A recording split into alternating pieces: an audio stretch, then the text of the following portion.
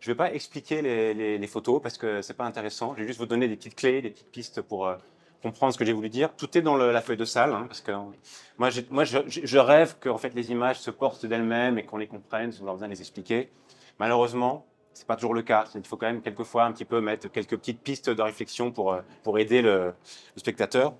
Donc cette image, en l'occurrence, est un piège, puisque j'ai mis à l'entrée l'exposition.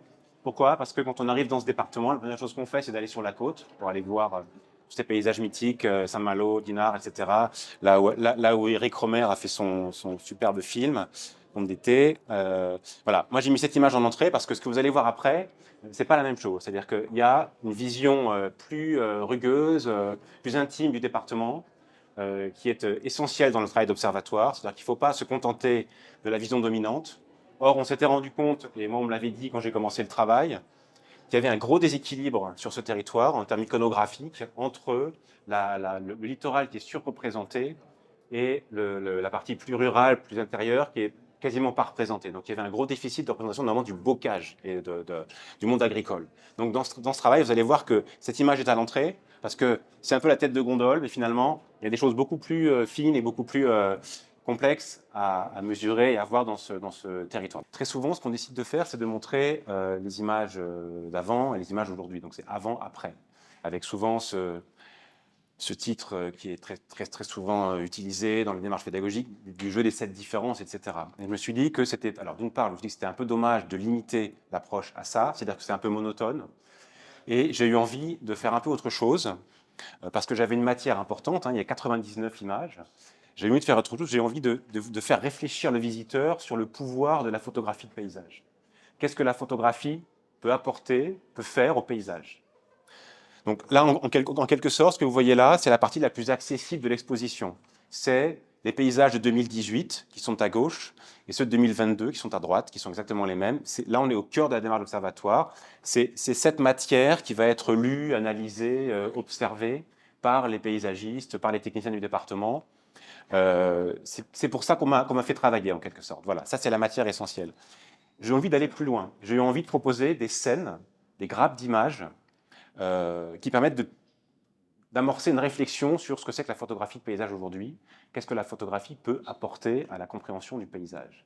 Donc, sur chacune des scènes que vous allez voir, à chaque fois c'est un mur, hein, il y a un mot-clé qui est associé et qui permet de problématiser les images, d'essayer de voir que la photographie, finalement, même si elle est très banalisée, si on croule sous les images quotidiennement, etc., la photographie a un pouvoir incroyable sur le paysage et sur la compréhension du paysage, par des choses qui paraissent très simples et qui sont complètement exceptionnelles, et on va les passer en revue une par une. On va se tourner vers la scène qui est juste là.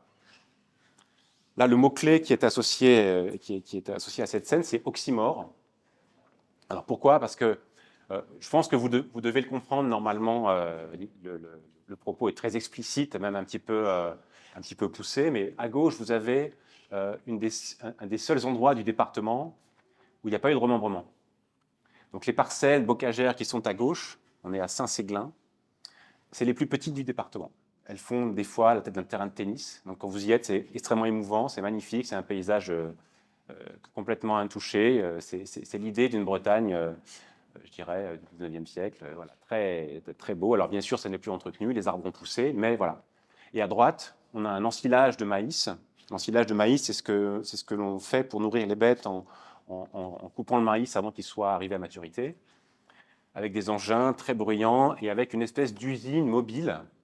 Moi, je suis resté là pendant un quart d'heure et c'est le temps qu'il a fallu pour, quasiment, j'exagère un peu, mais pour moissonner la parcelle qui était devant moi, quoi. Donc c'était vraiment extrêmement rapide, voilà, bruyant, effrayant. Donc là, vous avez un peu les deux extrêmes de l'histoire agricole du département. Et ça, c'est un des outils que la photographie peut faire. Voilà, trouver comme ça des symboles, manier l'ellipse et créer des raccourcis visuels qui permettent de comprendre en un seul regard, par métonymie. Moi, je crois beaucoup à la métonymie. Je ne sais pas si vous vous souvenez de ce que c'est que la métonymie quand vous étiez au lycée. La métonymie, c'est quand on prend la partie pour décrire le tout. Par exemple, vous voulez décrire un personnage dans un roman et vous allez décrire sa main. Et en écrivant la main, vous allez décrire le caractère du personnage. Le photographe de paysage, dans un observatoire, il fait la même chose. Il prend un morceau du département, un morceau du territoire, et par extrapolation, il parle de l'ensemble du territoire et il fait des raccourcis, des ellipses visuelles. Et là, vous en avez une devant vous. Là, on a une autre forme de langage visuel. Et le mot-clé qui est associé, c'est panoptique. Je ne sais pas si vous savez ce que c'est qu'un panoptique. Le panoptique, la définition de panoptique, c'est ce qui peut être vu en une seule fois. Ça, c'est un pouvoir de l'image qu'on a tendance à oublier, mais avec une photographie, on peut être à 10 endroits à la fois, et on peut s'amuser à comparer, comme c'est le cas ici, les différentes formes de la dégradation du bocage. Alors, ici, ça c'est une image que j'ai faite en 2018 et que j'ai refaite cette semaine. Il y a tout un tas de signaux, auxquels j'avais été éduqué par la classe des paysages, pour pouvoir les lire, bien sûr, parce que sinon, on ne le sentait pas forcément. Donc, vous voyez comme ça un petit bourrelet qui marque la place d'une ancienne haie. Ça veut dire qu'en fait, avant, il y avait une prairie qui a été remplacée par du blé. Donc, le blé, il faut retourner la terre de temps en temps. On passe une charrue, on passe la charrue tout près des arbres. Il y a des gens dans la salle qui savent très bien ce qui se passe quand on fait ça. Les arbres finissent par mourir parce qu'on attaque les racines, on les fragilise, etc. Et il y a quelques jours, quand je suis retourné faire cette photo, je me suis dit au même endroit, la même lumière, j'étais très content. Je regarde la scène, la moitié des arbres ont disparu. Et la moitié des arbres ont disparu. Sur cette scène-là, là, on a l'impression que c'est un... Quand j'ai montré cette image à des spécialistes du bocage, vous verrez dans le livre, il y a un exploitant agricole, un responsable associatif, et puis l'ancien directeur de l'écomusée de la Bantinais, qui sont des spécialistes du bocage, vraiment très précis. Quand on voit cette image, ils m'ont dit, ça c'est une image qui fait plaisir. Parce qu'on a une haie qui est jeune, qui est dynamique, qui est en train de pousser, c'est magnifique. Moi, j'ai eu envie de caractériser aussi ces paysages humides avec de l'eau, etc., la trace des engins. J'étais très content de cette image. Il y a quelques jours, je suis retourné la faire. D'abord, je me suis dit, mais tu t'es trompé, ton GPS n'a pas marché, je ne reconnaissais pas les lieux. Parce qu'à cet endroit-là, vous avez à la place de tout ce qui est dans la scène, sauf ce petit arbre-là, qui a été taillé et qui est à moitié mort, et la haie qui est au fond, tout le reste a disparu. Et à la place, vous avez un champ de blé d'hiver. Donc j'ai mis mon trépied au milieu du champ. C'est-à-dire que je me suis retrouvé à devoir moi-même retrouver... ça c'est aussi, je vous livre un peu les petits secrets de ce métier.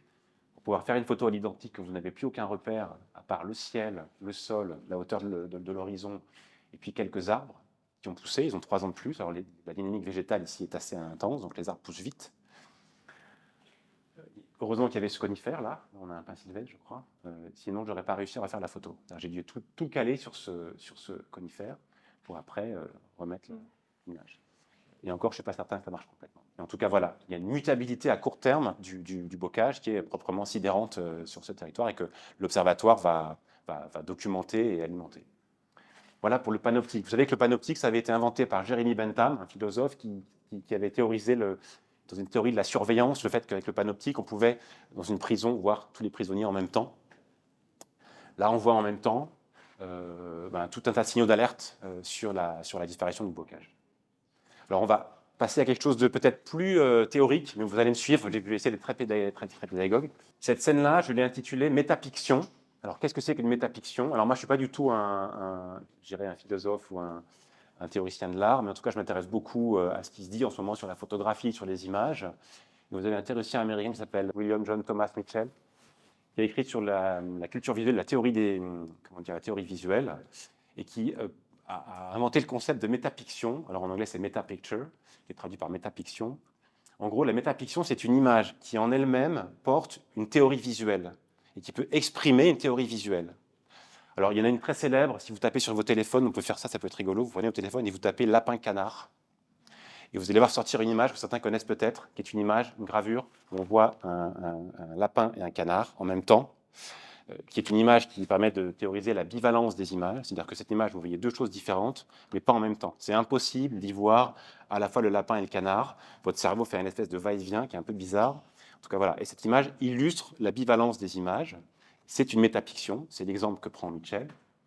Moi, modestement, je me suis amusé à reconstituer des métapictions à partir de deux choses, à partir de Roland Barthes et de sa théorie sur l'adhérence du référent. C'est-à-dire que quand vous voyez une image, et ça a dû être le cas quand vous êtes arrivé ici, vous êtes littéralement aspiré par l'objet qui est représenté dans l'image.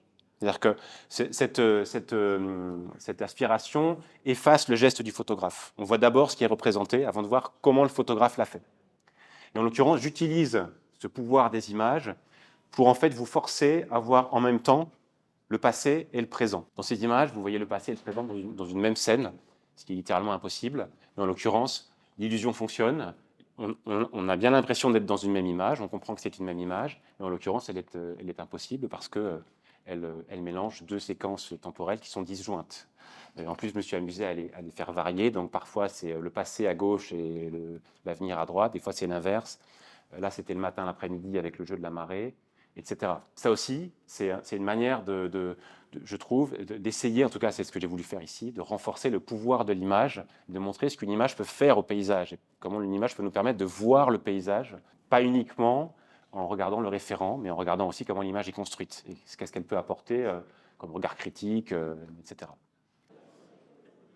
Donc cette série d'images, elle illustre bien finalement les objectifs d'un observatoire photographique pour plusieurs raisons. D'abord parce que j'ai essayé de concilier une vision personnelle et puis l'intérêt documentaire de l'image, parce qu'en fait en haut, vous avez une galerie de portraits que j'ai fait à la Pointe du Groin en 2018, et en bas, vous avez la même photo en 2022, donc là, très récemment, au mois d'octobre dernier. Donc on voit bien, donc cette image parle au premier abord de l'effet de la surfréquentation d'un site touristique sur son intégrité physique, parce qu'on voit bien que le sol s'est considérablement dégradé en 3 ans. Hein. On voit le petit îlot d'herbe qui est en train de disparaître, et puis là, on a presque 1 mètre d'écart sur la bordure du sentier. Donc ça, c'est, je dirais, je coche la case, c'est-à-dire que j'ai une photo qui tient la route, elle parle de quelque chose d'intéressant, et on est sûr que dans l'avenir, quelque chose va se passer. On le voit d'ailleurs 3 ans après, on commence à le voir déjà. Alors en plus, ce qui est intéressant, c'est qu'il y a une mise en abîme parce que c'est un site qui est géré par le département. Donc en quelque sorte, là, le département accepte de mettre sa politique publique, je dirais, à l'épreuve d'une photographie mécanique qui va montrer si ça marche ou pas, les travaux qui sont en cours en ce moment sur la Pointe du Groin pour éviter la dégradation du site. Et puis ensuite, moi, une fois que ce contrat est rempli, qu'il me reste un peu d'espace pour m'amuser, pour me faire plaisir, pour faire une image qui soit peut-être plus ludique, plus intéressante sociologiquement, etc. Donc je me dis, je suis là, plutôt que de faire mon image et de repartir, je vais en faire plusieurs. Puis j'attends 5 minutes et puis je me rends compte qu'il y a vraiment une diversité sociologique incroyable sur ce site, parce qu'il y a, je crois, 500 000 visiteurs par an, après ce qu'on m'a dit. Donc vous restez un quart d'heure et vous voyez passer toute la société française, qui en tout cas a une voiture et aime aller à l'extérieur. Donc je me suis amusé à photographier des retraités, des gens qui sont dans la posture du voyageur sur une mer de nuages de Caspar David Friedrich. Là, la référence elle est évidente. Et on a ici plutôt, je pense, un marin-pêcheur avec sa casquette pastis et son gros pull. Là, on a plutôt je sais pas, un monsieur qui se balade, mais il a une espèce de t-shirt sans manches, un peu baraqué. Là, on a un cycliste qui faisait la Vélodyssée, en fait, qui descendait toute la côte, etc., etc. Donc, on peut montrer à la fois on peut réfléchir sur cette scène à la posture en fait des consommateurs du paysage. Qu'est-ce que c'est que consommer un paysage? Qu'est-ce que c'est que faire 100 km pour venir voir ce lieu?